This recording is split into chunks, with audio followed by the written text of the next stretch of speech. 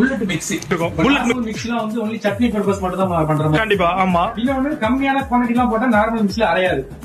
இந்த மிக்ஸியை பொறுத்த வரைக்கும் நீங்க இட்லில இருந்து ட்ரையா பவுடர் பண்றது எல்லாமே பண்ணிக்கலாம். டோட்டலா உங்களுக்கு வந்து 21 செட் கொடுத்துருவோம். 21 செட் அது ஃபுல்லா தான் இங்க வச்சிருக்கீங்க அன்னைக்கு. அதேதான் பாருங்க, 2 பிளேடு வந்துரும். ஓகே. இந்த டபுள் பிளேடு பிளஸ் இருக்க பிளேடு ஃபுல்லா உங்களுக்கு வெட், அதாவது தண்ணி ஊத்தி அரைக்கிற சட்னி ஜூஸ் இந்த மாதிரி பண்றதுக்கு. ஓகே. இந்த சிங்கிள் பிளேடு மார்க்கு ஃபுல்லா ட்ரைக்கு ஓகே. பவுடரா பண்றதுக்காக உங்களுக்கு பவுடரா பண்ணுங்க. மிக்ஸில வந்து கம்மியான குவான்டிட்டி தான் விட அரைக்க முடியாது. கண்டிப்பா. இதுல பாருங்க ஜஸ்ட் ஒரே ஒரு மிளகு, ஒரு மிளகு கிடைக்குது. மினிமம் குவான்டிட்டி பாருங்க, ஒரு மிளகு 2 மிளகு மட்டும் போடுறேன்.